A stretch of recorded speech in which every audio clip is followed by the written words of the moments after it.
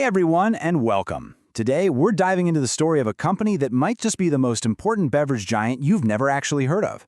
And to really get it, we're going to rewind the clock to a key year, 2016. This was the moment their whole strategy really locked in, setting them up for the massive success that followed. We're talking about the powerhouse behind Pepsi in India, Varun Beverages. Seriously, think about it. When you grab a cold Pepsi, a Mirinda, or a 7-Up from a shop pretty much anywhere in India, you know you're holding a PepsiCo brand. But the company that actually made it, bottled it, and got it to that store? Yeah, that's probably someone else entirely. So who is this invisible force behind the fizz? Well, that force is Varun Beverages Limited, or VBL for short. And let me tell you, these guys are massive. In fact, way back in 2016, they were already the second largest PepsiCo franchisee in the entire world outside of the United States. That is some serious scale. All right, so here's what we're going to cover in this explainer. We'll start with the power behind the Pepsi brand in India. Then, we'll look at the huge untapped market they're tapping into. After that, we'll break down their winning playbook with PepsiCo. And finally, we'll see how they're bottling up future growth. So let's kick things off with the basics. Who exactly is Varun Beverages? VBL is a key player within a much larger group called RJ Corp. But their main mission, their core business, is actually pretty simple, but it's incredibly powerful. They have the license to manufacture, bottle, and distribute some of PepsiCo's most famous brands across huge territories, not just in India, but in a bunch of other countries too. And you know, they didn't just stumble into this position. This timeline here shows a really deliberate strategic path of growth. They start in 1995, and then they just steadily grow their footprint. In the 2000s, they even go international. But the really critical moment, the one to pay attention to, is 2015. That's when they made a massive move and acquired PepsiCo's own territories in several key North Indian states. I mean, that's a huge vote of confidence from PepsiCo right there. Okay, so why is this partnership such a big deal? Well, it all comes down to the absolutely massive potential of the Indian market. Let's just look at the numbers for a second. Back in 2016, the average person in India drank about 44 bottles of soft drinks a year. Now, just hold that number in your head for a second. 44. Because context here is everything. Because in the USA, that same number was almost 1,500 bottles, 1,496 to be exact. And that gap right there, that's the whole story. For VBL and PepsiCo, India isn't some mature, saturated market. No, it's a landscape of immense, untapped thirst, with just a staggering runway for growth. And how are they planning to quench all that thirst? Well, by bringing a whole lineup of iconic brands to every corner of the country. For so many people in India, these aren't just drinks. They're part of growing up, part of the culture. You know, like the old slogan said, "Yehi hai, right choice, baby, aha."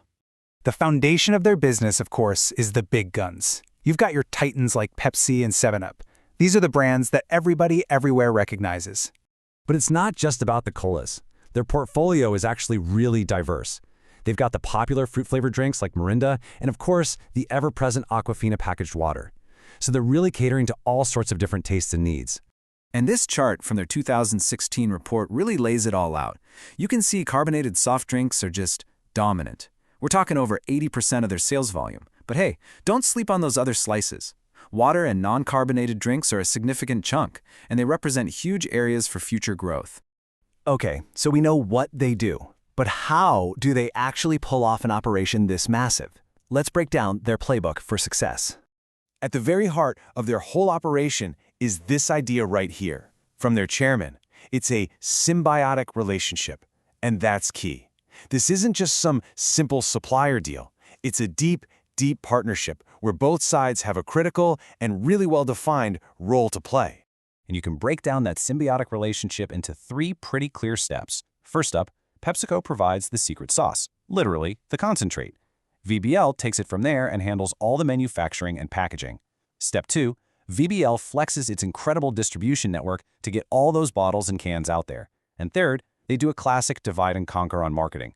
PepsiCo handles the big picture, the national brand image, while VBL gets boots on the ground, running local promotions and making sure the drinks look good in the stores. And when we say distribution muscle, we are not kidding. Just look at these numbers from 2016. 21 state-of-the-art production plants, a fleet of over 2,000 of their own trucks, a network of almost 1,200 primary distributors. And here's the kicker. Nearly 500,000 of those branded visi-coolers in shops all over the country. That physical presence, right there, that's how you win the game at the local store. All right, so they have this powerful playbook, but did it actually work? What did the results look like? And where are they headed? Let's jump into our final section, bottling future growth. These numbers from 2016, well, they speak for themselves. You've got solid revenue growth up over 13%. That's great. But look at the profitability. EBITDA is up over 25%, and profit before tax is soaring by nearly 50%. Wow! This just shows their strategy wasn't just about getting bigger. It was about getting smarter and a whole lot more profitable. So what's their secret weapon? A big part of it is what's called inorganic growth. They don't just build, they buy. They grow by acquiring territories from other bottlers or even from PepsiCo itself, just like they did in North India in 2015 and then in Zambia in 2016. It's how they rapidly expand their scale and lock down the market. So, looking ahead from that point in 2016, their game plan was pretty clear, and it had 4 main parts. First, keep pushing deeper into those rural and underserved areas. Second, focus on growing their other brands, the juices and the waters, to diversify. Third, use their massive connected territories to become even more efficient. And fourth, keep that acquisition engine running, always looking for new opportunities in South Asia and Africa. Which really brings us to the big final question. VBL has created and perfected this incredibly successful model for one of the world's most complex and promising markets. So, as they look to copy and paste that success on a global stage, you just have to wonder, where will they go next? After all, as a famous tagline once said, "Ye dil mange more."